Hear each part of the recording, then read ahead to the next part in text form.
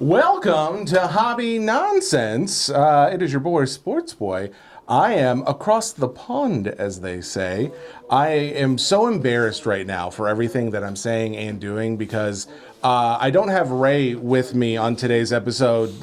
Ray is back in the States. He's back holding it down, releasing some Pokemon YouTube-only content. So if you guys want to go check out some comments, some reactions about the whole Logan Paul $16 million Pokemon auction, please check it out. It's actually pretty good content as far as where we're viewing Logan Paul in the scheme of is he good or bad for the hobby. In the meantime, though, I've been here in Great Britain. Here's what I've established.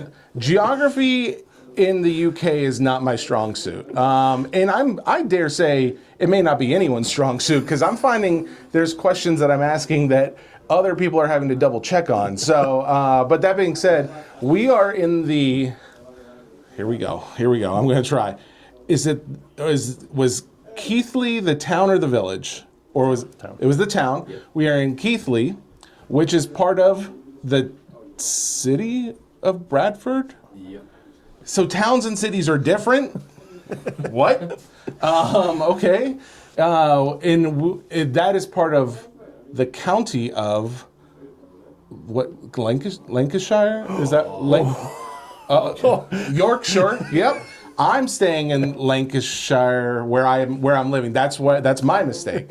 And this is all founded in the great country of England. Did I get that right? Yep. I am in England? You are. Nailed it. Okay, feeling pretty good about that one. So guys, we're here in the Third Down Trading Card Shop in Keighley, a.k.a. Bradford, a.k.a. England, with our friends. This is Ben. He is one of the owners of Third Down. Ben, if you want to say hi to the people, I guess. I don't know. Hi. Man of many words. Yeah. And this is Jordan. Jordan kind of runs their podcast that they've been doing. If you guys have not checked it out, please check out the Third Down podcast. It's pretty much everywhere, right? You can listen to it like on Spotify, anywhere else, like Apple, things like that. I think so. Have we established that? I tried to. It's fairly new. We're establishing all the fine details, but it is cool like that there is a viewpoint of the hobby in the UK, which I think that was like one of the things you guys wanted to put out there because there's a lot of content that you guys get from the US, but maybe not as much content coming out of the UK for fellow UKers. Is that right? Yeah, there's usually sort of a ground in between. There's usually a ground in between sort of the content from the US where everyone's expected to know what all the knowledge is and things like that. Okay. And then where the UK currently is. Oh, okay, yeah. So Jordan coming into the hobby is very much... Jordan is very much me, like a few years ago when we started the Sports Cards Nonsense podcast, actually, because that was like the whole idea, right? It was like, we did it because there were a lot of people coming into the hobby back in 2021 who didn't know much about it, and I was asking all the same questions. It's almost a similar vibe where you guys are coming... The UK as a whole is joining more and more into the hobby, but there's still a lot of people that are getting in for the first time, and you're asking a lot of those questions, bringing in the knowledge that people didn't know before all of this, right? Yeah, basically, yeah. I was a massive sports fan anyway, and I bumped into these guys at the shop, and Ben just said, "No, it'd be really good.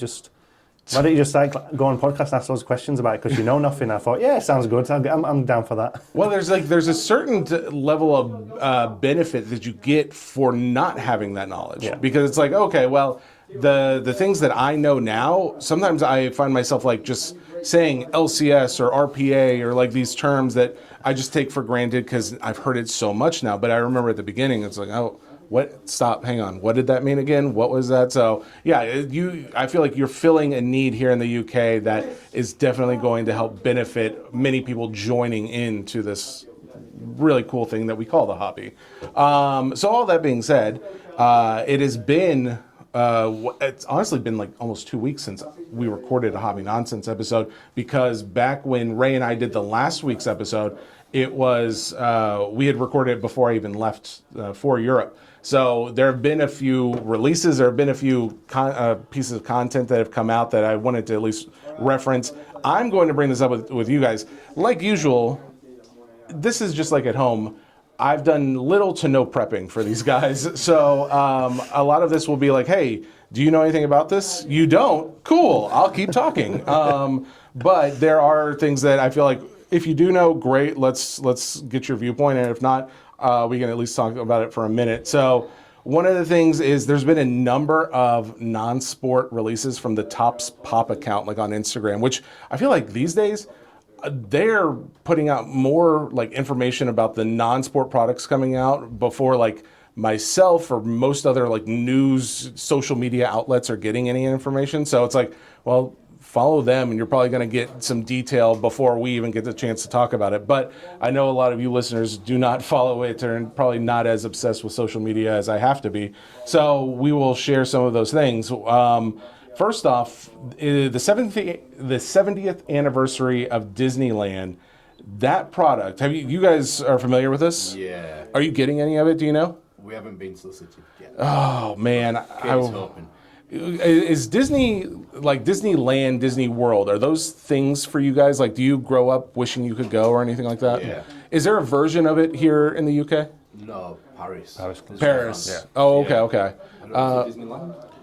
Disney. Oh, I always get mixed up between Disneyland, Disney World. I feel like Paris. there's only one Maybe Disneyland. I feel like the Disneyland is in California, and then the Disney Worlds are everywhere else. Yeah, that could But be I right. could be wrong. That's an assumption based on ignorance. But that being said, there have been a number of posts that they've put out of like this was going to be like one of those products where I think my expectation when I first saw it was like, oh, cool, this is like a Disney Wonder. Like, did you guys get any of that? Like the Disney Wonder product? That was definitely a lower price product for audiences that were probably, not as deep into the collecting, and it was for a younger audience. And I think the boxes were going for $150. I'm not really sure what they're going for now, $150.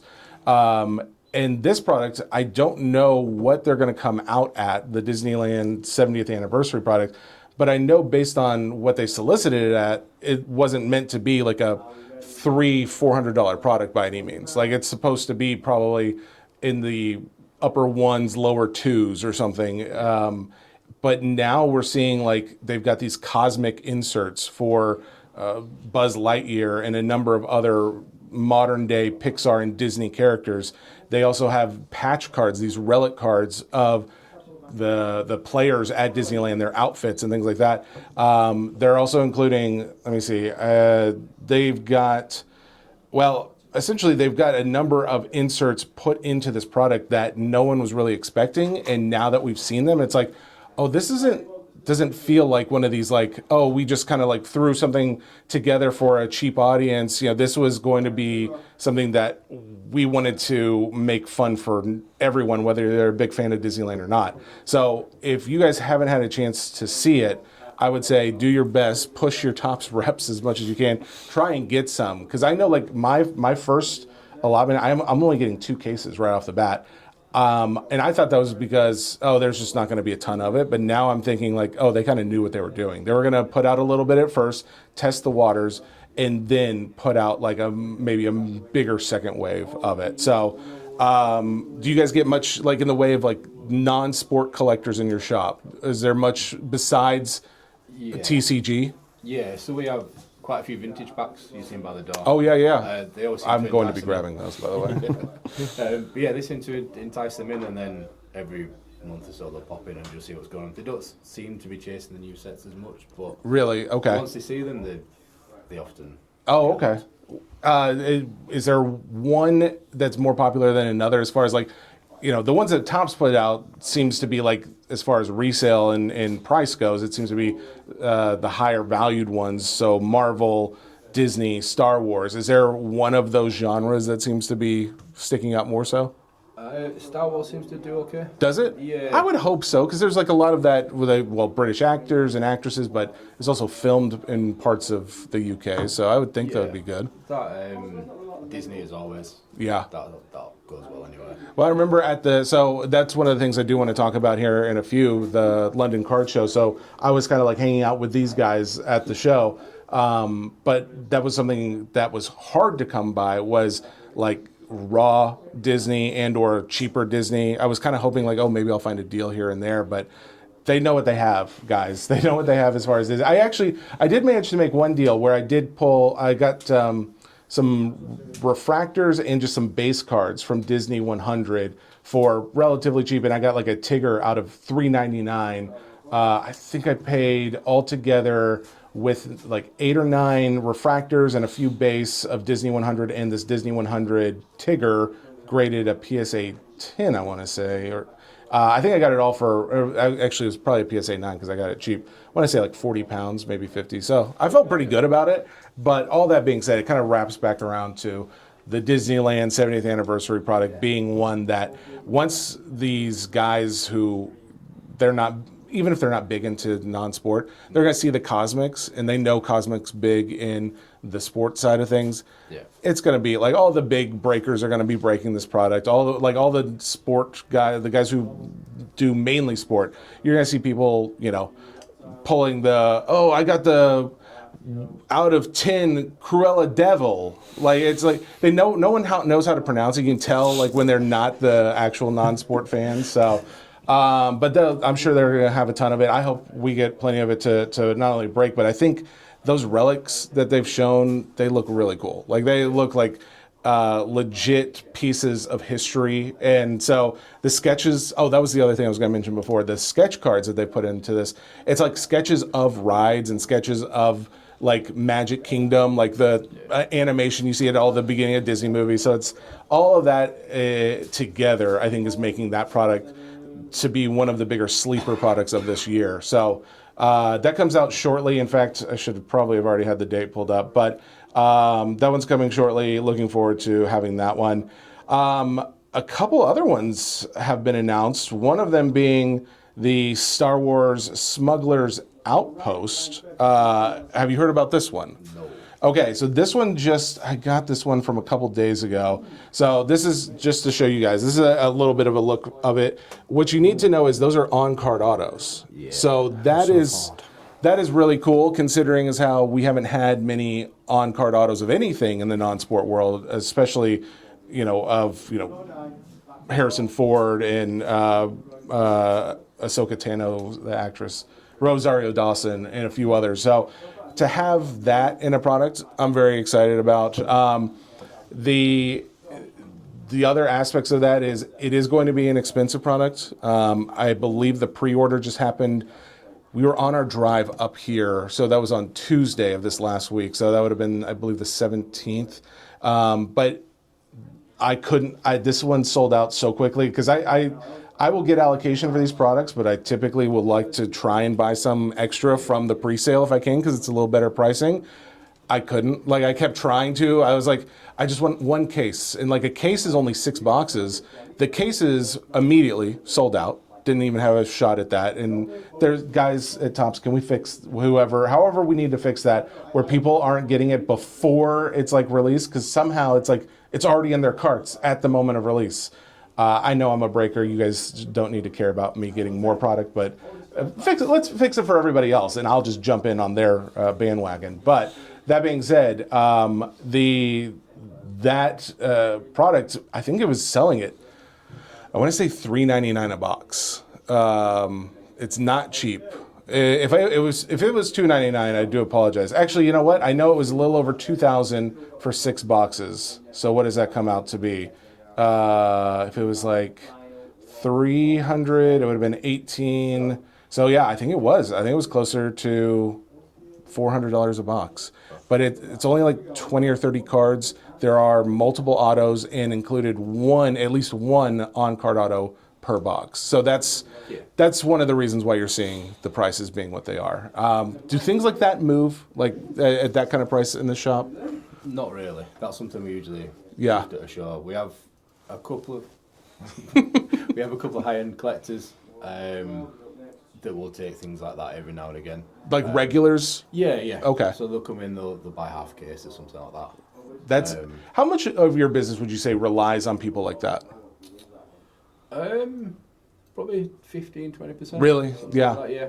Oh, which makes sense. I feel like there's probably roughly those kinds of percentages with, like, maybe like the big breakers. They probably don't have to worry about that. But like myself or Mike or somebody like that, we'll have like guys who come in and spend large amounts on certain products, and it's like, oh well, thanks to them, I didn't have to like really push to get this out the door, or I didn't have to lower my prices, because sometimes you've got to have like that whale who needs that product. Yeah, especially when we're starting out with the account. Yeah. Oh yeah. Massive help. Oh, I believe it. Yeah, he's a massive fan of Dune as well. So that Well, it's fun too. Are they local, like to come into the shop? 10 minutes away. That's great, because then you actually get to see. Do they rip in the shop too? Yeah. Oh, Yeah. I love that. I love when they rip, like, because part of like the fact that I do breaks and I do get to sell product, it's like there are times where I'm selling, like someone just wants a personal box, and it's like, okay, I'll sell them a personal, but then it's like they want it sealed, and I'm like, oh man, that's like one. Now I don't know if if there's a case hit. I don't know, so I typically try not to do it. But yeah, if they ever want a personal sent to them, it's disappointing. But yeah, so a product like that coming out is exciting. It's nice to see like a change up, like the fact that you're going to have a on-card auto, and I believe this one is supposed to have sketchographs as well, which we've talked about on our podcast just recently, where there's more products that are not tops, they're not any like the big card makers, but they've been putting out products that have the sketch artist makes the sketch, and then they'll have the actual actor and or actress sign the sketch. And then of course the artist will sign the back of it as well. So you've got the two autos, but really the fact that you're getting the actor or actress signing it, that's pretty big. Like that's something that a lot of people want, and it's different. So you've got that going into this product, and then you also have sketches that are in demand as is, but the on-card autos. So yes, it's going to be a more expensive product, but I think this one might actually warrant it, because some of the, and now I feel a little bit more comfortable saying this because I've now ripped this. So from the time that we recorded the last podcast to now, I don't think I had ripped any of the collector product, the Marvel collector product. I like it. I see you guys have some in the shop. Yeah. Is it moving for you? Yeah, I think that's back into the second case we've had. Oh, good. Yeah, Okay. Like it's personals? Yeah. Okay. It's going in.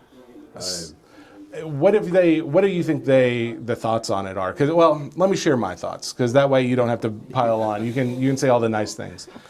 My thought is, if we were going to put out a Marvel product right after another Marvel product, because we just had, what was the Marvel product we just had right before that?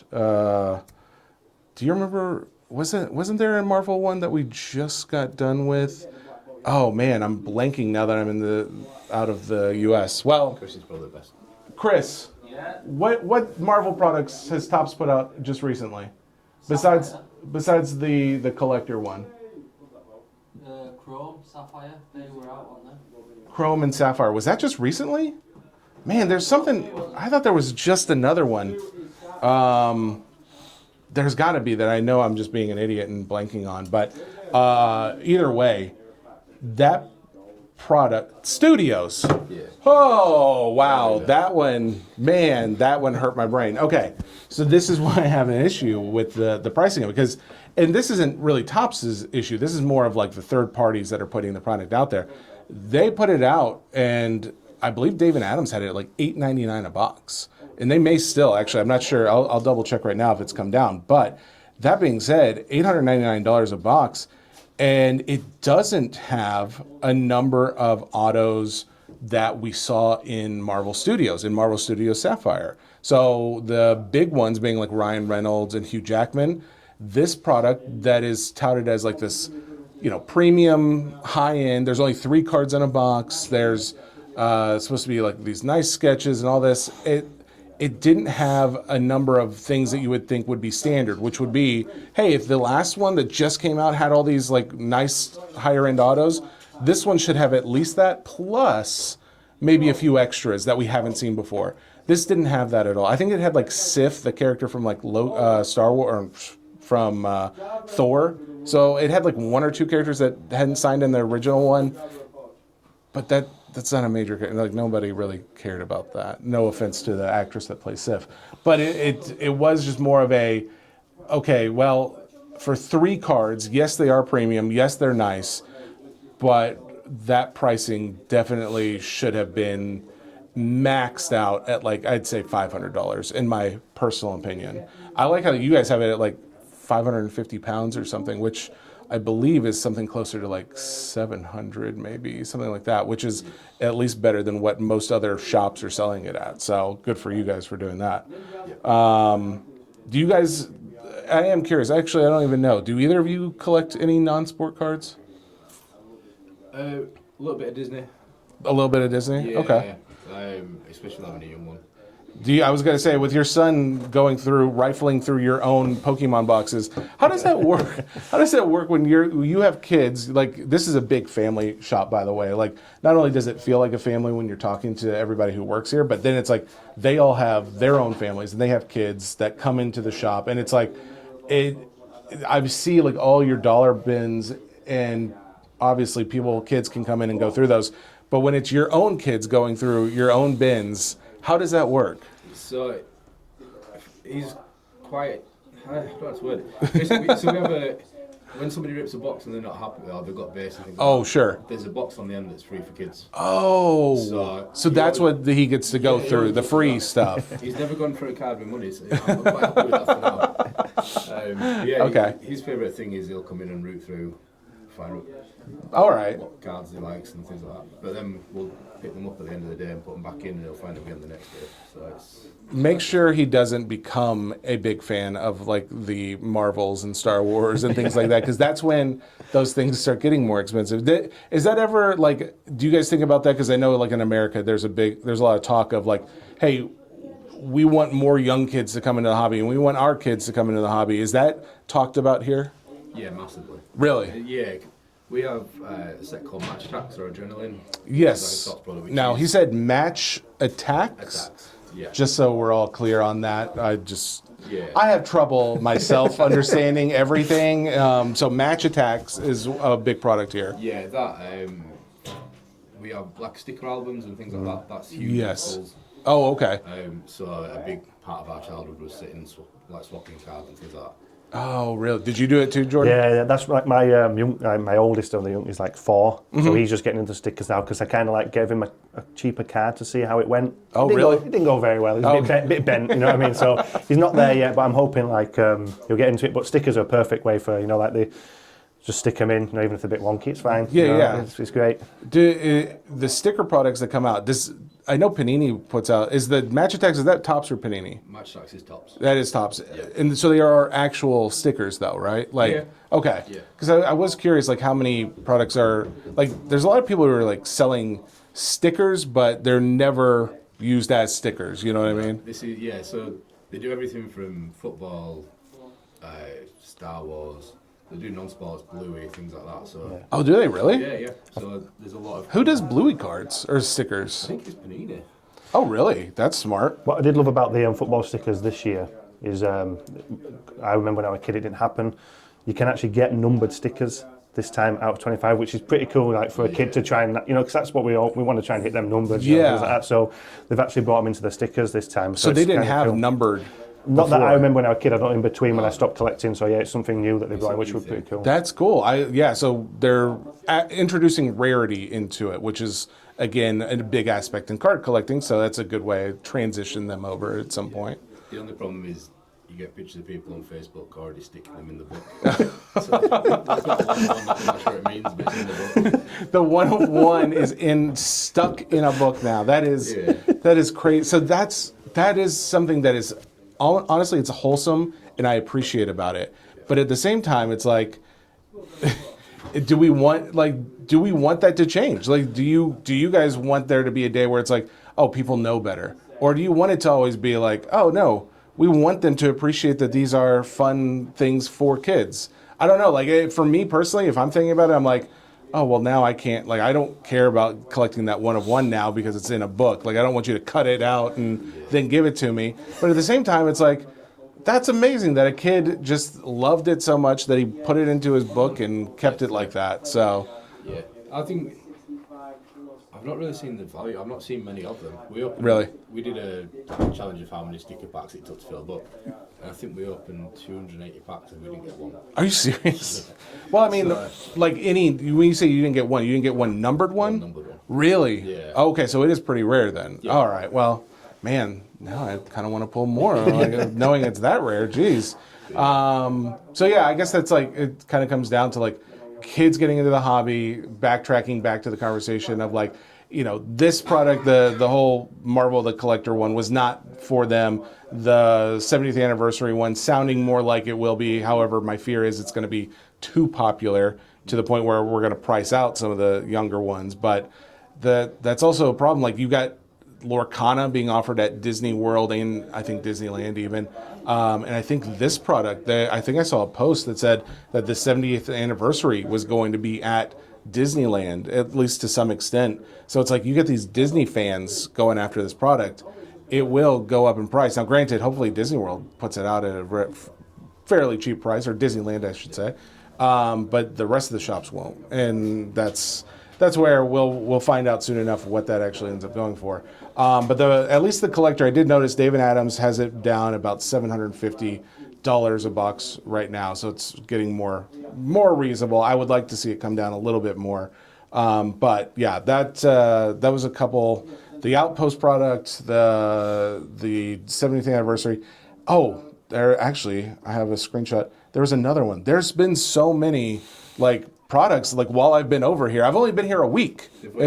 I know, it's like, hey, once he's gone, I got a lot of stuff we're going to show you guys.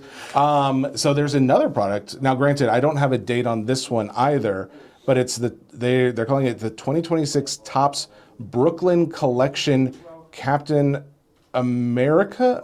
Oh, wait. Now that I'm actually reading this, sometimes I read this like late at night, and I, like I said, didn't do a ton of research before I got in here.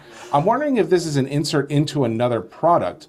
It says look for them. Oh, no. I'm right. It says look for them in 2026 Topps Brooklyn Collection. Yeah, I think I've just seen it. We've been solicited for that as well. You have? Yeah. You've already been solicited for this product? Yeah. Please, I saw Brooklyn. When did you guys get solicited for it? Recently? It is so weird. 2 days ago. 2 days ago? Okay, I gotta figure out what's going on with this one, because this one is interesting. They've got these sketches. And we have customers coming in here. Yeah. How does this work? Do you have to like get up and walk over there and stop? This is what Okay. Chris is here for. This is where Chris's time to shine. Chris is another gentleman over here, or the other owner of Third Down, who's running the shop while we're over here making content. So Pretty much sits in standby and then wakes up.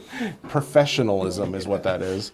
So anyways, yeah, there is another Marvel product coming out. They've advertised the sketches. They look to be like die-cut shield sketches in the post that Topps put out.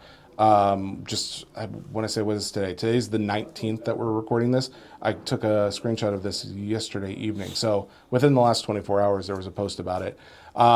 So the non-sports side of the hobby is strong. It is cool to see that we are getting a lot of new releases coming up here soon. What's interesting is when I was in the London Fanatic shop this last week, I was talking to one of the ladies there who was working. It's not a local card shop by any means, right? Like you go to a local card shop, I can ask you a question about, hey, have you guys pulled any superfractors in this product or anything like that? You're going to know what a superfractor is. Yeah. I was talking to this lady and I tried to edit it as much as I can so she didn't look like she didn't know, but she did not know what a superfractor was. She actually thought it was just like a nice looking card of some kind, maybe just a refractor. So it's just like, okay, you're not going to that shop for that level of knowledge, but there are a lot of not just wax, but there are a lot of singles that I wasn't expecting. I didn't realize there were going to be not only graded, but also non-graded singles for sale there. Some of them, there were actually a number of superfractors there as well, where I'm just like, oh, people may be wondering, like, where can I find this superfractor? I'm trying to find it somewhere. It's like, oh, it's in this shop. It's in the Fanatic shop down there.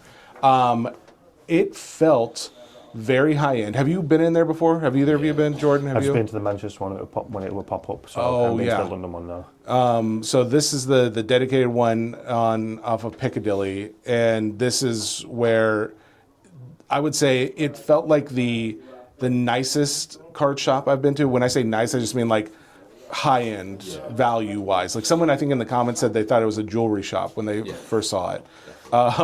Would you say the same? Yeah, it's almost like a showcase. Yeah. Oh, yeah. It felt like, well, I mean, most of the cards were under glass. Like they were under like, it looked like bulletproof glass in some cases.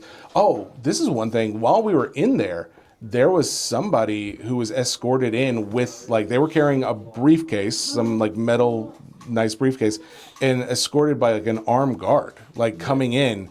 And I just saw this thing after the whole $16.5 million Pikachu Illustrator card that Logan Paul just sold. You see O'Leary, the guy from our American Shark Tank, which I believe the equivalent is Dragon's Den. Yeah. I was watching Idiot Abroad last night. Have you heard of this show? Yeah. Okay, he talks about it like in every episode, so I had to look it up. So, but anyways, he's also the guy who previously owned. He was the guy who bought that Jordan Kobe Logo Man auto card that was sold for like $12 million not too long ago. So he's going on CNBC talking about the Logan Paul, now the newest, highest selling card. But now he's saying there's a card that's going to blow people's minds. He's throwing out numbers like $50 million, which is, that is an insane thing for me. When you hear things like that, does that make sense to you? Jordan, I think for me, like, it's crazy numbers. Like when I came into it, I didn't really know much about it. So when someone's saying £15 million for cars, that's just blows my mind, you know. Really. Yeah. Even just, I'd say 5 digits. It blew my mind when I came in, you know, with something that's crazy, just like this piece of cardboard, you know. Well, and so for someone new, I can imagine that being like, that doesn't even make sense. Doesn't compute. For someone like Ben, who's been doing this for a few years now, you know cards can sell in the millions, but to hear a $50 million. It doesn't really sound real, does it? Right? Like, I'm trying to think, like, what would that card be?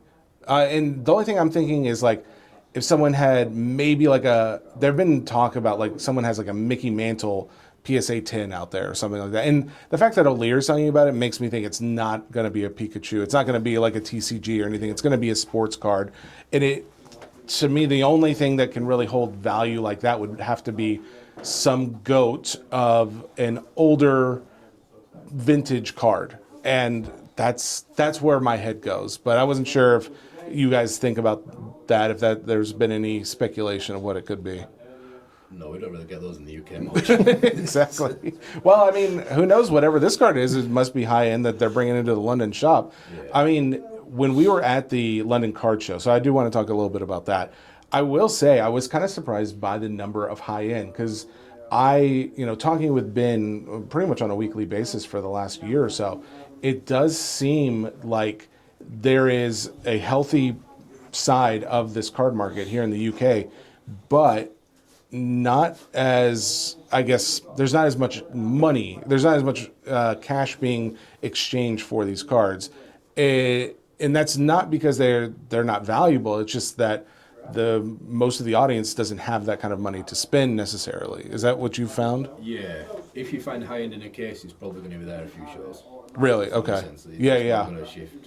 Well, and so when we were at the London show, seeing multiple cards right off the bat in the 5 figures was honestly kind of surprising to me. I didn't expect to see many of those. I honestly thought we were going to see like some maybe a few £1,000 cards, and then it'd probably be in like the hundreds more often. But walking in, like, I think one of the first tables you had like some sealed wax Pokemon, like from first edition Pokemon, and then you were seeing like graded card, numbered superfractors, graded ones of not only like soccer stars, but then you'd have American football and all the other sports that we would experience at any card show we go to. So to see that there is a pretty big high end at the London Card Show, is that normal for you guys? Yeah, the last 12 months it probably is a lot more the norm than it was. Really? It's last 12 months. Okay. Before that, it was very much sort of, if someone came with a car like that, it was like a museum piece. Everyone was sort of looking really? around. Yeah. Wow. So I think now the US has been more, the people who've got the higher end of sort of not conquered America, but they've figured out the link to America where they can shift it and things like that. Gotcha. So they don't have a buyer or seller here. They can figure out how to get into the markets over in the U.S. Yeah. So Ben, I introduced you to the one with probably the highest end there. Oh, yeah. He regularly goes over to the US monthly and he'll cashes everyone out here and takes it over there. Really? Wow. Okay. So have you given any consideration to that? I know like you and I have kind of talked a little bit about that, but like in being more involved in the US market, one downside I could see is like, well, one upside is, hey, well, there's more money in it, there's more buyers and sellers, but then it's like, oh, well, now I can't get it into the hands of my people as readily, especially if you are maybe finding yourself running up against limits of how much product you have. Have you considered pros and cons of things like that? Yeah, so we use DC Sports quite a bit. Oh yeah, hey, sponsor of this show, consigner of the stars, DC Sports, even in the UK, that's how big they are. Yeah, so we use them quite regularly for cars that we know we won't sell as readily over here. Oh, very cool. Things like the National, so we are buying now to look to go to take with us to the National. Oh, okay, cool. The problem with the UK is all the shows are at the same time. So I think we're in a row of about 7 shows at the same. I was going to say, how many shows have you guys been to so far this year? Again, we're in the middle of February. I think 3. Three. Okay, 3 shows so far, and then how many more shows in the next few weeks? So we've got 3 more to go, and then we've got Rip Night on top of that as well. Oh, and then there's, Topps Rip Night, which is tomorrow night, right? Well, it's Saturday night. Saturday. Yeah. Oh, it's Saturday night? Yeah. I thought it was Yes. Friday night. Oh, man. Let me check. I think you're right. No, hang on. I'm going to double check that right now, because by the time people hear Saturday this, because I've Topps Rip Night is, I thought it was Saturday because I was like, oh, I'm going to go by, we arrive in London tomorrow, or not London, we arrive in Dublin tomorrow. And I told like the guys at Soccer Cards United I was going to come by the shop, and I thought, oh, good, I can like be there even if it's early for their Rip Night. Nope, it's Saturday. Dang it. Well, I guess I'll still go by the shop. I just won't get any content for the Rip Night, but I'll just have them pretend. I'll have them put up some signs or something. I'll be like, oh, I was there too. It was great. Okay, so you've got the Rip Night. You've got a number of other shows just back to back. And then are there lulls? Or, because I feel like, I don't know, last year when we were talking, it was very busy for you. Yeah, I think we average 1 every other week. How many tables would you say are at these shows on average? Because, I mean, the London Card Show's the bigger one, right? Yeah. Okay. Probably. No, probably downsizing it there a little bit. Okay, so maybe more than 100? Yeah, I'd probably say couple hundred maybe. Okay, so that's not bad though. That's like actually a pretty decent sized local show or something. Yeah. But that's worth you traveling to those shows, like getting a hotel room in some cases and setting up at. Yeah, so anything local we'll do to try and promote the shop. Really? Oh wow. Because we will find a lot of foot traffic comes from that to here. Smart. Okay, that's good. And then a lot of it is sort of whether it's somebody we've got a business relationship with, something where we can promote the streamers or things like that, or even the sort of we can buy teams from down south, or teams from that are up north. We can buy it down south a lot cheaper. Oh, Man United, makes Man sense. City, things like that. So it's worth it to travel. You can get some better deals. It's Yeah. a lot easier that way around. That makes sense because I mean, like, there's definitely regionality to a lot of our card shows too, where it's like, oh, I'm not going to go to that one where everyone's a Packers fan. I'm not going to go there to buy my Packers cards, right? I want to maybe sell them there and go buy them somewhere else. If you guys are seeing this many card shows, and I know you're sponsoring a number of shows as well, what do you think? What would you like to see other hobby shops in the country do? Because I mean, how many hobby shops would you even say there are? Sports-wise, it's probably 6, 7, something like that, 8 maybe. When I did this video, I did like a little intro. Like I did some. This isn't going to actually be part of the podcast, but I did some content where I recorded a thing outside, and I thought that's the number you said, but I was like, oh, that sounds dangerously low. I was like, there's like less than 50 in the whole country, but there's only 10. There's less than 10 card shops, like sports, local card shops. Yeah. Because like the other ones you're saying are like more like TCG. TCG shops, stuff like that. TCG is quite frequent. Yeah, but not the sports cards. That's crazy to hear that. Yeah. What do you think about that, Jordan? Like the fact that you're coming into something, you're trying to educate, you are at the forefront. Like, you got to Yeah. think about that, because you are one of the less than 10 shops that is going to help promote to the rest of the country and turn that number from double digits to hopefully triple digits. And then from there, you know, I would think there's a little bit of like pride, but maybe also like a responsibility that is felt, as you guys are a legitimate shop, like in the eyes of an American who sees a lot of shops. So that being said, you guys have not only the pride of saying, hey, we're already kind of there, we are putting our best foot forward to try and expand this hobby as much as possible, but now it's also like there's a little bit of responsibility of like, hey, this is how to do it, and showing others how to do it. What would you like to see others doing to get to where you're at? Like, is there things you notice like they could do more of? I think, to be completely honest, at the minute, a lot of it is just survival for shops. Really? Yeah, because a lot of it's online. A lot of the competition you're dealing with is online, where you've not got the overheads and things like that. Sure. As an actual shop, without the other side of the business, Yeah. we probably wouldn't have a shop. Really? So Wow. a lot of what we do elsewhere puts into this.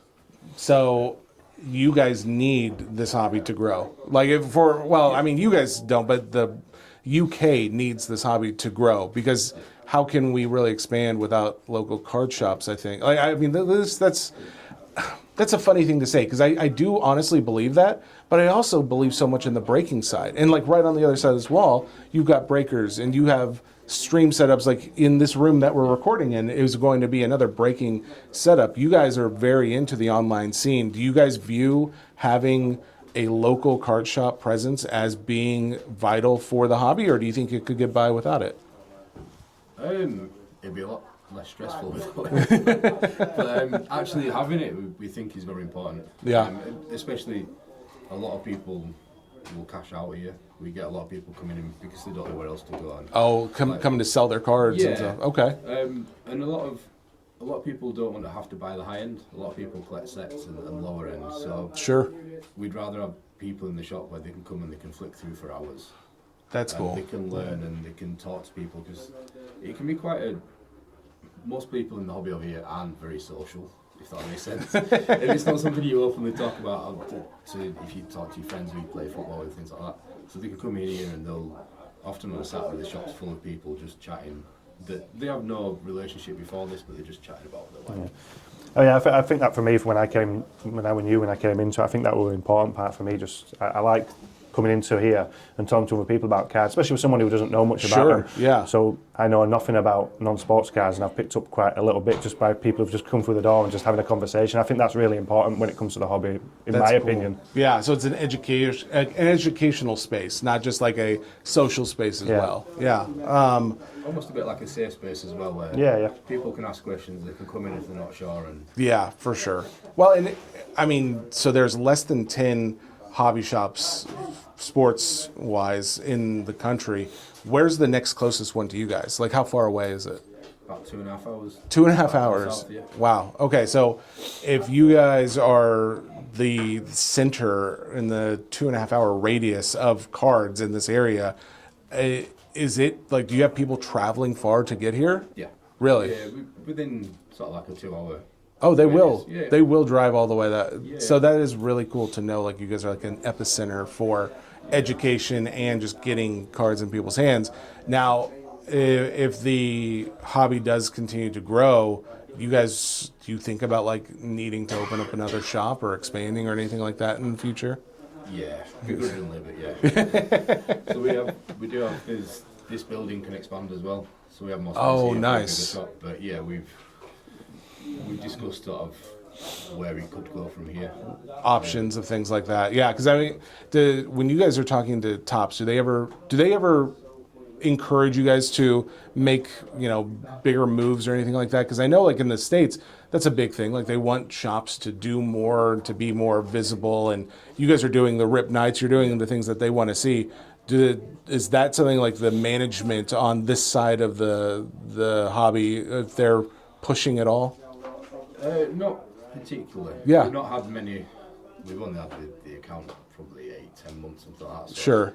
But it's different though. Like I feel like every time I hear about like what you guys are experiencing, it's not quite the same as it's being done in the U.S. But I think that it's because of the numbers of what they're seeing. Like I don't know if they necessarily want people to push if there's not going to be a benefit for them and for the corporation behind it. Yeah, I think the UK is very stretched for allocation and things like that. Gotcha. If you look at sort of any Facebook group, it is always people sort of looking for stock. Really? Yeah. So there's people out there who want it, Yeah. but you think like maybe some of that's not necessarily going to the people here in the country, maybe it's going outside?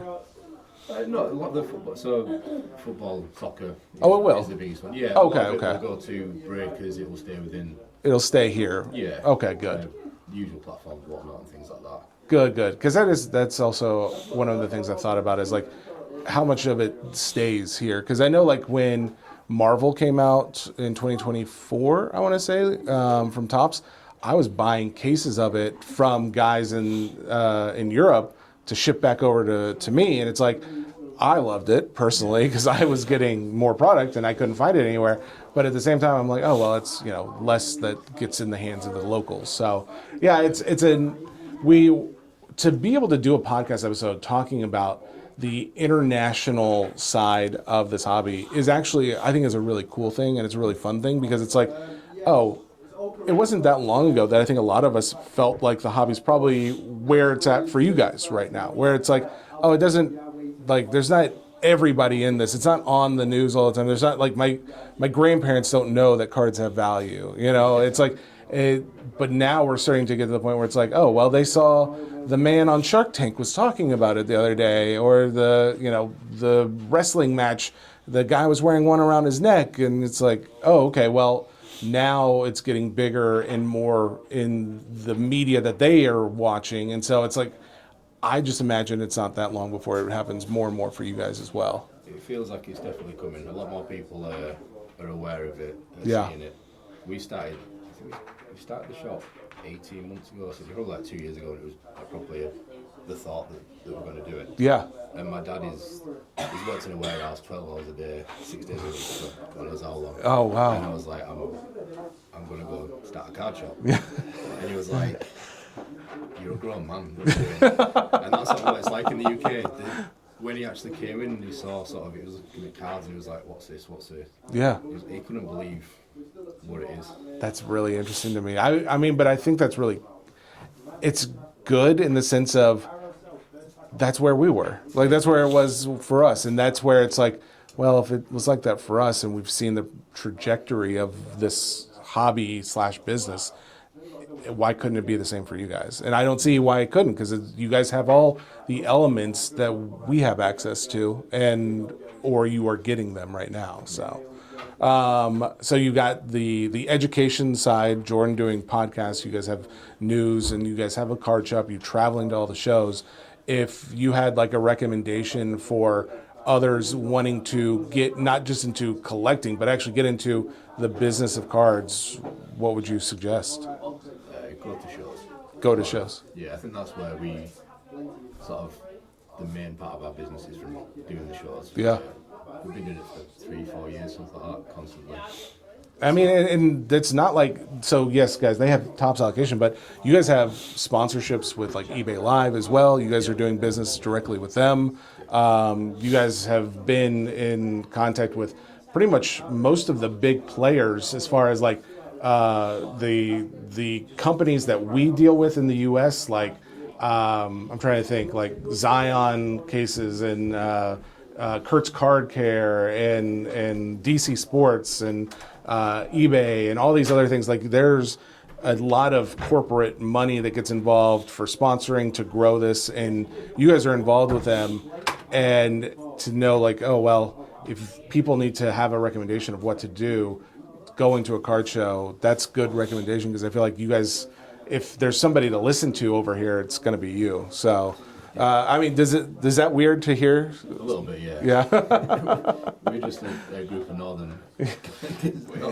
Well, here's the problem: is you Englanders are very humble, and you specifically in this shop, I feel like are very, very humble and down to earth people. So I don't want you to undersell, but I also don't want you to stop being humble. So that's a catch-22 right there. We were talking about the other day. We put in there. We put the 2 big panes of glass in. Oh yeah. We've got a sort of. We're going to put a little bet on who walks into it first. That's sort of people that will shock you with how good we can be, but also shock you with how bad we can be. Can I tell you that you almost had the first person to trip on the window frame? Because I literally thought, oh, I'm going down in this shop, but I caught myself right before I did, because where this window frame is going, there is a flooring part of the frame that I was not watching when I walked in here. So, well, it's good. It's, you know what, that's probably one of the reasons why I feel at home here. So it's good. I know there's like other things that I wanted to talk about, but part of what we were going to do on the show, and now I'm starting to think this should be separate content, because it's like this needs to be video. This can't be podcast content. Is they got a bunch of local, like when I say local to England treats and snacks and drinks, and we're gonna do like a little taste test thing.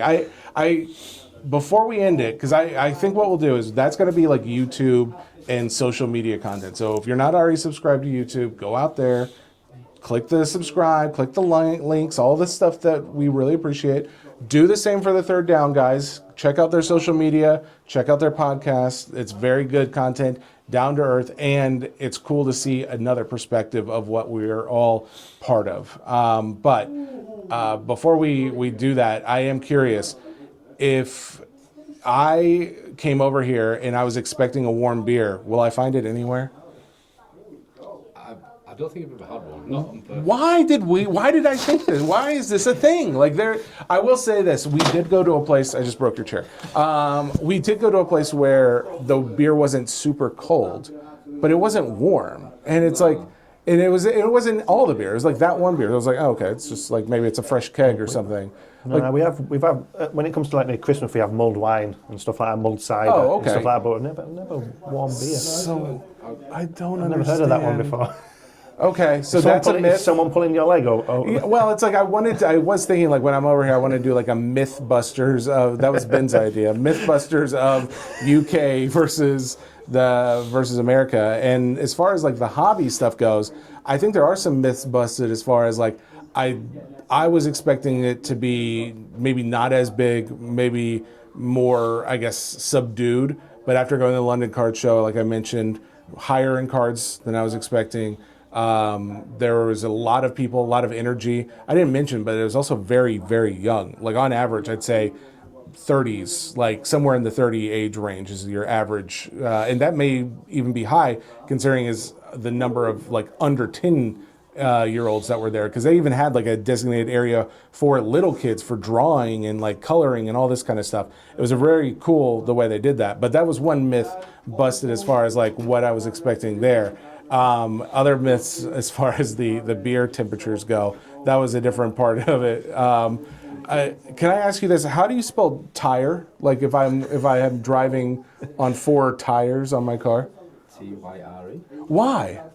Why do you ever spell tire Tire? Oh, it's like tires in tire. Like Oh, okay. Okay, so we spell it differently. That's not a myth. That's just a fact. That's just more of a that is not busted. That is a true fact that there. I keep seeing tire, and I'm just like, why? What is a tire? Like, I don't know. I think of like tire, like a old country or something. I don't know where something in Middle East, but okay. So the subtle differences for a dumb American, they're not so much myths. They're just different. So. If you can handle that, you can handle the UK. Other than that, we're going to try out some snacks. Again, check out the social medias, YouTube, all that stuff. Topher over here in Grayson. So they've got some local snacks that they thought it would be fun to try, because I am not from here and or have never tried most of these. I've heard of some, but yeah, can we do this? Yeah. Where should we start? Do we want to? Let's start with a curly whirly. Okay, so here's the problem. Of all the things, it's not a problem. This is good. We're starting somewhere I've actually been before. I haven't had a curly whirly, but I've had something by this company. Oh, so I've seen. You've done Cadbury's. Yeah, Cadbury, but it's like I've seen stuff that looks like this, I feel like. I don't know. So Curly Whirly is what we're trying right now. Is this like popular here? Yeah, oh, it's a top tier Cadbury's chocolate bar. Okay, top tier? It is. I feel like that's... One of the ones that's always left in selection box. Oh, it's the ones that's left over. No, it's not. I'm not left over, the last one. Okay, so Gracie's like 15, so you actually are a child who would appreciate candy. What is the story like? Is this like? Do kids like this? Yeah. They do. Okay, all right. Especially when they've got wobbly teeth. Okay. Oh, there's a caramel inside. Mm-hmm. Oh. Oh yeah, it's great. It's sugar. I mean, it's chocolatey, caramelly sugar. Yes, it's fantastic. Oh yeah. Is this like just all grocery stores would have this around here? Okay. Any shop, supermarket. Okay. Do I get to keep anything I took bites of? Because I want my Yeah, kid. you can eat it all. All right, when my daughter gets back, she's gonna want to try everything. So Yeah, there'll be leftovers. All right. Shall we go that's good. Jammy Dodger? Okay, I've heard of a Jamie Dodger. I don't know if I've ever had a Jamie Dodger. So we couldn't get the big Jammy Dodgers, so we had to go for the snack pack mini variety. There's big Jamie Dodgers and Oh, yeah. small ones. Okay. So basically, this is like the Scooby snack size. The Scooby set. Oh, I thought it was gonna be like there's like 2 of them in here. I can feel. 4 of them, I think. No way. What? All right, let's actually open it. We can find out. I mean, it'll be easy enough. Oh, Are you a fan of the Jammy Dodger? You don't like? No. what? It's a cookie, isn't it? Or is it a biscuit? What's a cookie and what's a biscuit? I don't know the difference. And a cookie got like chocolate chips in it, and then a biscuit's got whatever. Surely that's just a chocolate chip cookie. That's yes. I mean, that's what I would think. But I'm still eating this. Still chewing. I should have never taken a second bite of a Curly Whirly. All right. Okay. We're almost there. Does this mean you're skipping? Yeah, I'm passing on this one. She's unbelievable. She's dodging the job. Tell me, hang on, Gracie. I need to know Oh god. what is this? Why are you passing on this? Is it what don't you like? Jam and biscuit don't go together. Okay. Jam and They don't biscuit go together. don't go together. That is blasphemy where I come from. But Isn't that some desserts are based on purely jam and biscuit? No. No? I'd pass. all right. I'm really poorly. I don't like jam roly poly. Jam on scone. No. It's a shortbread cookie with jam in the middle, and it's heavenly. And you're turning it down, Gracie. I have a lot of questions, but that's good. I'm not gonna push. That's fantastic. Oh man. Well, I'm going in for a second one. All right. Oh golly. Have you had one before? Just to be sure. Yeah. Okay. Yeah. My mum. Okay. Okay. All right. So, Jamie Dodgers, yes. Oh, I should probably be saying Curly Whirly, yes. All right. Hobnobs, the Orty one, Okay. with milk chocolate. Now, my understanding is this is what you guys call biscuit, right? Yeah, this is a biscuit. The Jammy Dodger would come under a biscuit. Oh, it would be under a Yeah, I'll biscuit. class Okay. that as a biscuit. Can you tell me, are we going to have any cookies today? No. They're lying to themselves. They're only eating cookies. They're only eating cookies over here. They have never actually had a biscuit. Okay. Actually, so this is what my wife and I discovered when we were eating a scone in London the other day. We're pretty sure your scones are basically like our biscuits. Yes. So our biscuits sometimes they're a little softer though. The scones were like, it was pretty firm. Sometimes you get like a real flaky, buttery biscuit and it's heavenly. But the cookies and biscuits, like every biscuit I've had is a cookie. From where I would come from, we would define it as a cookie. So this whole biscuits and tea thing, I'm all about. Like, Yeah, Like, this is a dunkable biscuit. Oh yeah. So you can dunk this in a tea. Some people dunk it in coffee, hot chocolates. all right, so this is now, all right, oh, Grace is grabbing this one, so you know it can't be all bad.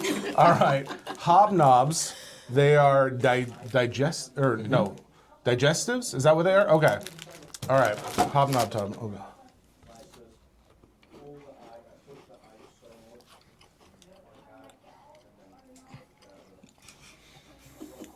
I remember that thing I said about how biscuits are cookies.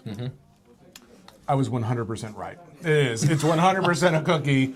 This is a cookie. This is what I would always. When I grew up, there would be cookies with this texture. It's sweet. I guess if you Isn't think a of cookie made out of batter though? You use cookie batter, so it's like smoother and doughier. Where Sometimes. biscuit is made with oats. Well, so here's the problem. We're used to so many bad cookies out there being like stale and hard and stuff, to where it's like, oh, a biscuit or a cookie is just kind of like that sometimes. Do you guys associate biscuits with sweetness? Yeah, Really? yeah. Biscuits Okay. are like treat food. Oh, it is a treat. Yeah. Oh, okay. So that's also one of those things where I'm like, oh, they're just eating biscuits every day with their tea or something. By the way, do you guys drink tea? You don't drink tea? Do you drink tea? No. Do you guys drink tea? The posh one drinks tea. Jordan drinks tea. Nobody else drinks tea. Is that abnormal or is that like the new normal around here? Like, do people not drink as much tea as I've been led to believe? I think there's more tea drinkers, I'd say. But they might like tea and coffee at the same time, but there is Yeah. Maybe in your circle. Yeah.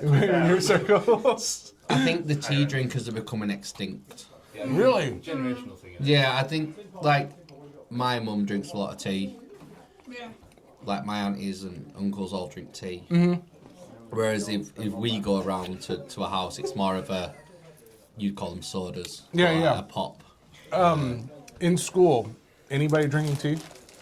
No, you're not allowed to drink from my school. Really? Okay. Now, do you drink coffee at all? Yeah. Are there more coffee shops around here these days? Yeah. Really? Okay. All right. That's really interesting because I've drank tea and I like tea, but I typically drink coffee because I want the caffeine in it. And I don't find I'm drinking any caffeine in tea. I never find I'm getting as much caffeine in a tea. There's more caffeine in tea than coffee though. What? Yeah. Is this More- true? Yeah, Yeah. it's true. You just don't feel like it when you taste it. Fact Really? Yeah. Maybe coffee where I come from is maybe not the same as coffee where you come from. That is weird to me. Okay. I'll drink more tea one. I think it's like how you digest it though is different, which is why you don't feel it as much when Really? you drink tea as you do with coffee. The things we learn when we do these little videos. Thank you, Chris. All right, what's next? Surprises, George. You're saying the crystal last, is that what you're going Yeah, for? save the monster mush till last. It lives long. Oh, baby. Oh, we're going whack and wheel. Oh, you know these ones, don't you? So, Yeah. Let's try it. Ah, Yeah. the Jaffa cake. The Jaffa cake. I've seen this quite a bit. My daughter's been begging for Jaffa cakes. I think I've had one before. Yes. Okay. I have had this before. I really like these, in fact. I'm actually really curious if Grace is going to eat it, though. You do? Now, why do you eat this? Because there's like a jam in the middle of this one. Is it because it? I don't know. Do you know what I do? I don't know.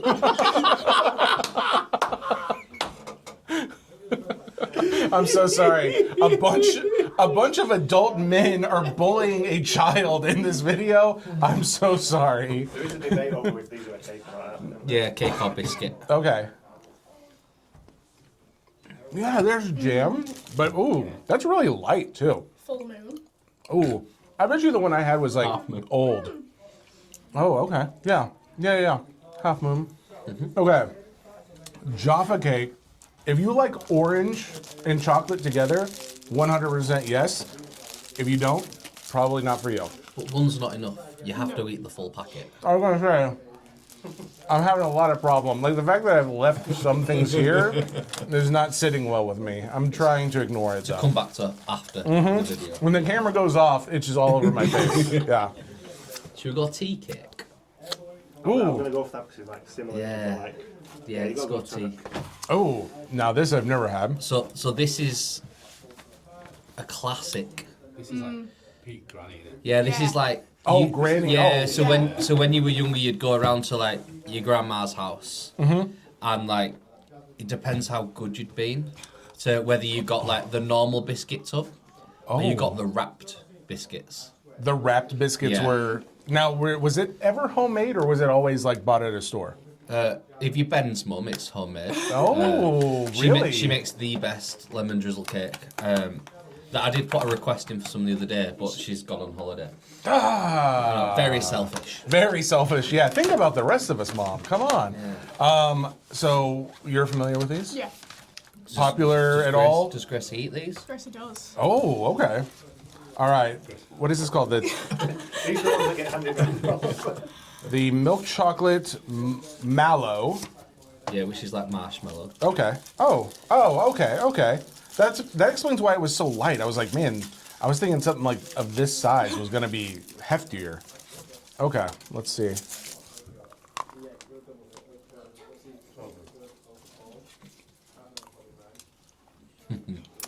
Okay now. Dang. Wow. That is amazing. It reminds me of a s'more. Do you guys know what s'mores are? Yeah. Okay. It very much reminds me of s'more. So you got your marshmallow, you got there is like graham cracker or some kind of soft biscuit at the bottom, all covered in chocolate. Your marshmallow is better than our marshmallow though. Oh man, this marshmallow is like, I feel like ours is too springy. Yeah, this is like a very light. It's more of a It's like a Italian cream. meringue. Yeah. It definitely feels more like creamy. Yeah. Oh. This is a man of the world. He knows what he's talking about. Knowledge apart from I'm good with food. I'm top tier with food. All right. I'm not saving any of this one. All right. What's the next one? Well, I shove this one in my face. We'll stay with marshmallow. Okay. The wagon wheel. I didn't have diabetes going into this, but I will. Coming out of it. Yeah. You'll be a pass on this, won't you? It's got jam. This whole jam story is falling apart. No, but I don't like shortbread though either. So it's the shortbread and the jam together that Yeah. turned off of the. What is this one again? The Jammy Jammy Dodger. Okay. The next one is wagon wheel. Is this? And like it says on the sides of the packet, epic inside. They can't lie to you. I mean, it's right there on the packaging. Are there in the States? I feel like every food, dessert that you find at a convenience store or snacks, there's a variation on it. Like there's like, oh, now with caramel or peanut butter, or now with something else. Is this like? Do they just have one of these, or is there different kinds? No, so they do the plain ones. They do jammy ones. They did caramel ones at one point. They do sometimes the orange ones, and then when it comes around to Halloween, they put like a green gel. A green Jell-O gel? type thing in it. Okay. Yeah, like lime flavour. All right. I just realized, Chris, can you come over just a little bit? I want to cut you in. There we go. Perfect. Okay. So, but this is not the original. This is the jammy, The jammy, one. yeah. Okay. The best one. The best one? Yeah, 100%. Okay. And they used to be, like 10 years ago, they were sizably bigger. Oh, With they- everything. Shrinkflation. You guys know about that too? Oh, wow. Okay. All right.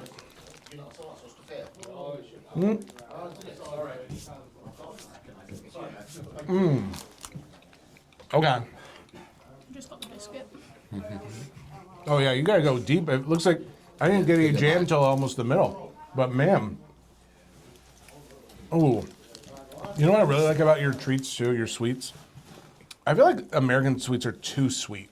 I don't know if you guys have noticed that or have ever had many sweets from America, but like there's even stuff that I'll get here where it's like you can tell it's not the same version that we get in the US So we've because got different rules around certain E numbers. So certain E numbers are banned in the UK. okay. That aren't in the States, which is why you have sweeter. That's why we have more diabetes over there. That makes a lot of It's sense. nice though. When we younger, they took Jolly Ranchers off the Oh, you like Milk Duds? Yeah.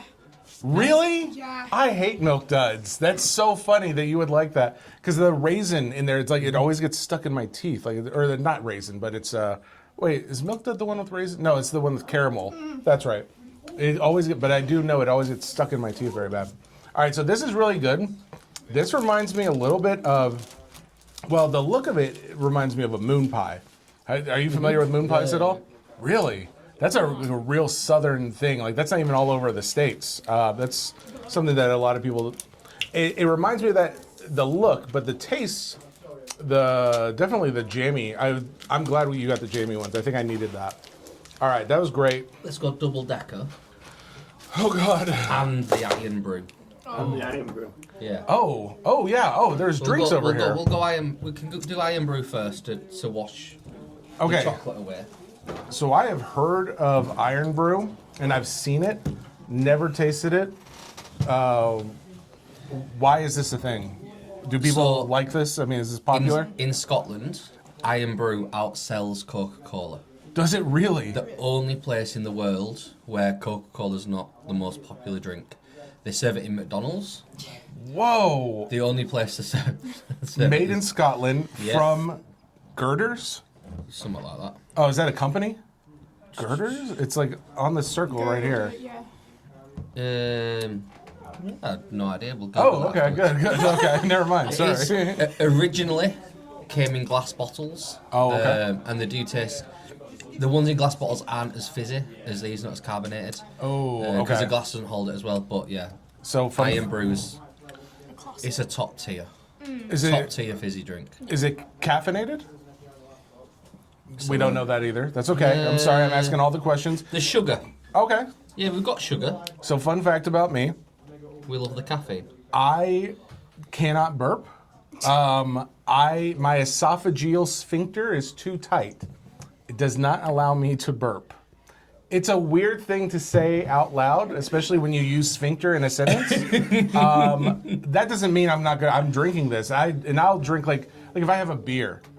If it's not Guinness, I can drink like one beer before And then I'm you, like like, just super bubbled uncomfortable. out. Like, well, I can't. It just sits in there, but my stomach will noticeably get bigger. Mm-hmm. Like, especially if I have like 2 beers or something, it's like, oh wow, Jesse's bloated because like you can see. So anything when you say like it's extra fizzy scares me a little bit. It's not like extra fizzy. It's probably not as fizzy as pop in the States. Oh, okay. What's is it? I love non-fizzy things. That's one of the things I've loved about your country so far. Is a lot of things I've noticed are. Oh, I got like a real strong whiff when I did that. That smells almost medicine-y to me. It's also banned in the US. This is banned? Yeah. What? Oh, tell me why. Am I about to die? Oh, that's exciting. That makes me want to try it even more. Oh, okay. So you just ripped your. I've been drinking one all day. Oh, okay. All right. This is another thing in this country. The bottle tops to stop plastic from getting in the environment. They keep them attached. I like that. It's nice. All right. This smells like a medicine to me. I wouldn't even know how to describe the taste of iron. No. And I've drank it for 30 years probably. Oh, it's very fizzy. How do you describe that? What flavor did I just have? Iron Is brew this even a? flavor. Yeah, it's like there's not a flavor. It's iron brew. All right, what do you think about this, Gracie? Is this something kids drink? Yeah, it's definitely probably like one of the top 10s. It is. Yeah. Okay, so this is popular among young and older. It's been around for a while now. It's not like brand new, Yeah, right? it's really old. Okay. So it contains a couple of dyes that is not FDA compliant. We allow every dye. And you guys, there's We dye. found one, you're not We allowed. found- oh, Just one. That cannot be good. If there's a Yeah. dye that you guys have that we don't, oh, I'm definitely going home with cancer. Iron Brew is 125 years old this year. 125 years old. Iron Brew. Yeah, but your funnel looks radioactive. Ours doesn't. Oh, wait. So- This doesn't look radioactive to you? No, that does, yeah. This does. really. What looks radioactive if not this? Oh, wow. Okay. This is actually, this is really exciting. I've never had it, but I know I've heard of it. I would drink more of it. I think I want alcohol mixed with it in some form. Like I feel like it would be good as Yeah, like a vodka. mixer. Is that what it is? Yeah. I feel like it would be good as a. Vodka Iron Brew is a thing. God, I feel like the indigestion already from it. Oh wow, 2 sips. Okay, all right. What else do we have? We're moving on back to Cadbury's. Thank goodness, more sugar. Yeah. Good. Different this time. It's a double decker. Double decker. That's what this is called. Yeah, double decker. These also shrinkflation has taken Very, over. very much. Really? Yeah, they used to be like That's a twice shame. the size. Another Freddos? Yeah. That's how we measure inflation in the UK. Is how big a Freddo was So and how now much? it is. How much it costs. Yeah. When Oh. we were kids, it was like 5-10p. Uh-huh. And now, what, like a pound? Yeah, 30. I think they're like 40. No, they're 85p. 85p In the for co-op, a they are Freddo. 85p. Those are like pennies for us. Yeah. I mean, that's how it's cents for us. It went from like 510p to 85. Yeah. That's In- insanity. In 20 years. All 25 right. years. There you go. This is the double decker. The multi-pack bar, not for oh, okay, never mind. That's just It's not as exciting as Yeah. the wagon wheel on the side. not having this one. No, Is that because you've had enough sweets, or you don't like it? I don't like it. You don't like it? Why? Oh, I don't know. I just don't like it. okay. Oh, Ben's having graces. Okay. This is wait. Hang on. I'm getting another flavor. It reminded me of like a Milky Way bar, like the top. The marshmallow. The rice is nice. It's not a new flavor. It's not my favorite though. I would say of all of them, the double decker is good, but it's like if I could choose something else, I probably would have. I don't know. The double decker's probably a hit and miss. People either like it Okay. and eat them, or they'll pass. So these are in another one of the Christmas selection boxes. Oh really? They're always the last ones. Some households, they'll be the last ones left. Some, they're the first to go. I'm glad that I'm on point with my British taste buds. Yeah, I think it's good. It's fine. It's not like something that's blowing my mind. Like the digestive, like the cookie or the biscuit, that, and then what was this one again? This was the tea cake. Let's eat. Yeah. That thing was crazy. Okay. Is this the last sweet thing? Mm-hmm. Oh, okay. The last sweet thing is the Squashy's Drumstick? Did I get that? Squashy's Drumstick by Swizzles. Loved since 1928. Okay. Wait, what is the flavor? Milk flavor? Raspberry and milk flavour. Is milk like a popular flavor here? Like, hey, try this. It tastes like milk. Well, if I want milk, I'll drink milk. I mean, there's not usually an advertisement for milk flavor. Okay. All right. Why is everybody watching me? It's like no one else is doing it. I'm the only one. I feel like I'm getting pranked here. Okay. No, I like these. So now let me ask, is it the same flavor on either side, or if I take a bite on this side, will I get a different flavor? Oh, I don't Different, I know. think. I've never taken half a bite. That's raspberry right there. No, yeah, they're different. Oh yeah, they are. No, yeah. That's enjoyable. Okay. Is this popular? Yeah. Yeah. Yeah, so they brought out loads of different flavours.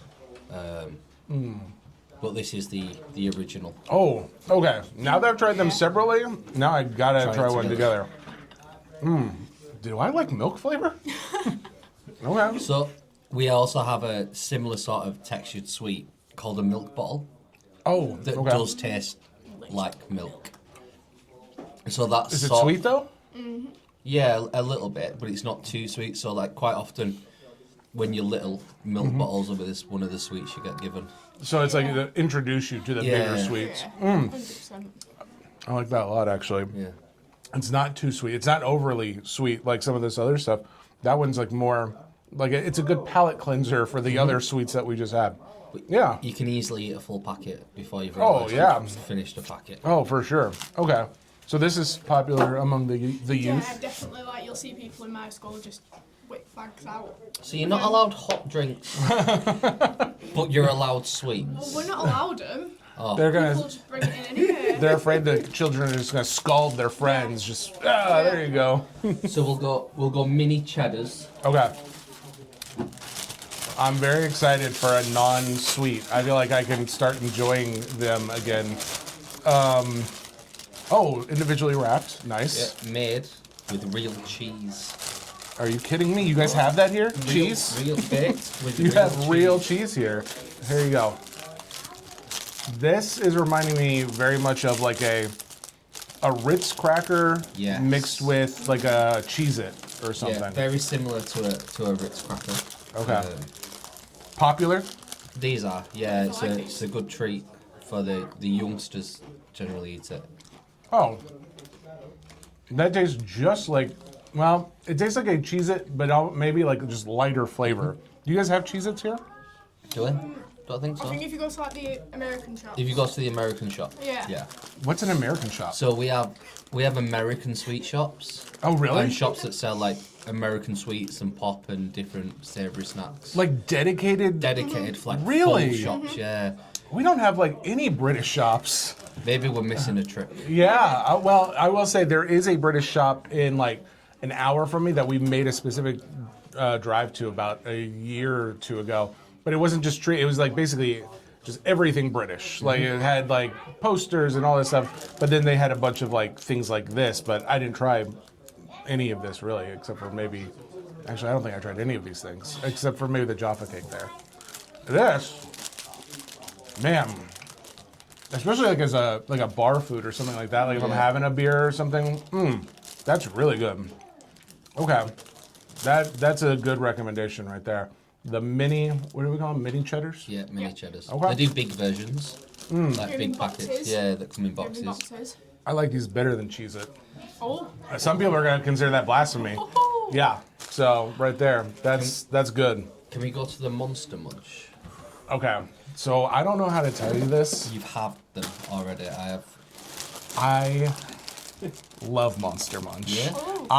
Now the only thing is I've only had the pickled onion. Okay. Oh. I have not tried the other two, but pickled onion and sausage rolls is like my favorite breakfast in this country. Like, I know I probably shouldn't be eating these for breakfast, but man, oh, it's so good.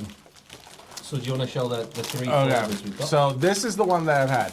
So this is pickled onion, and by the way, this is what Carl Pilkington, he would take on Idiot Abroad all the time. He was just like carrying these when he didn't want to eat the other country's food. He had Monster Munch.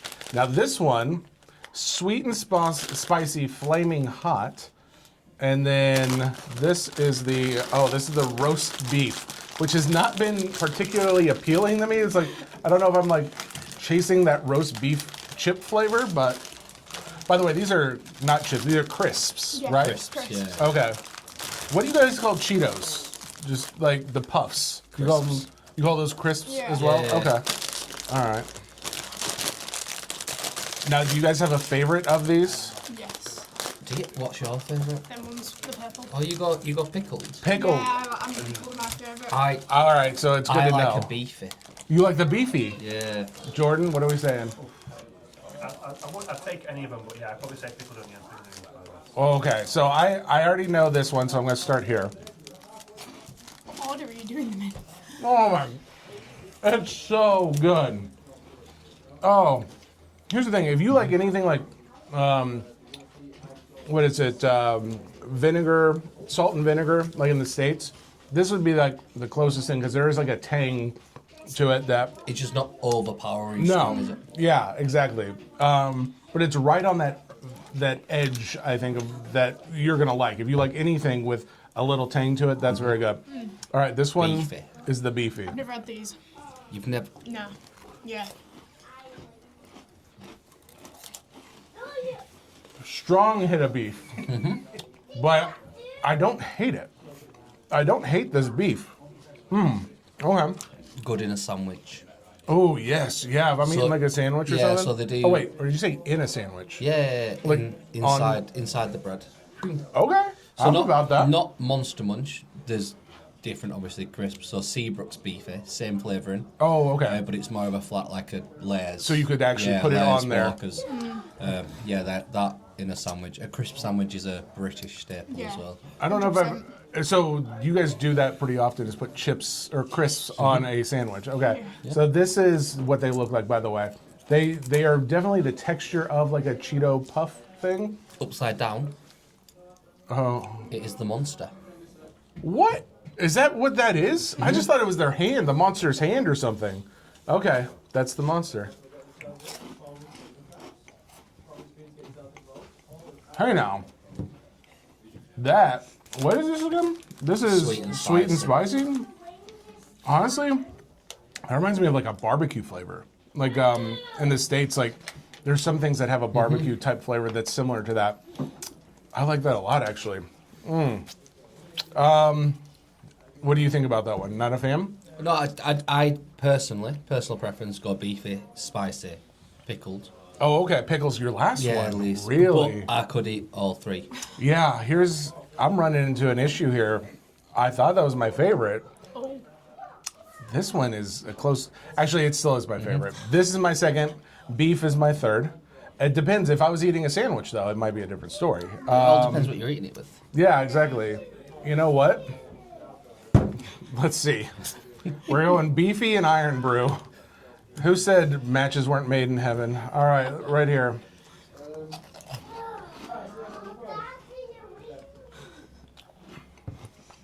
That's terrible. Don't do that. Yeah. No, not a good combination. I didn't think that was going to go Oh, amazingly well. this is still so crazy to me. I don't know what I'm tasting still. Cotton candy. I'm getting like a cotton candy vibe for whatever reason. Like, Definitely an artificial yes, an artificial. taste. Well, guys, if you make your way over to England, I can give high praise to many of their snacks. They are not crazy or foreign. Try them if you're a picky eater. Even Gracie likes a lot of them. But a lot of them are like similar to what we have, but a variation. And then there's other things that are just like completely different, which the tea cake, I think, was probably my favorite one. Tea cake.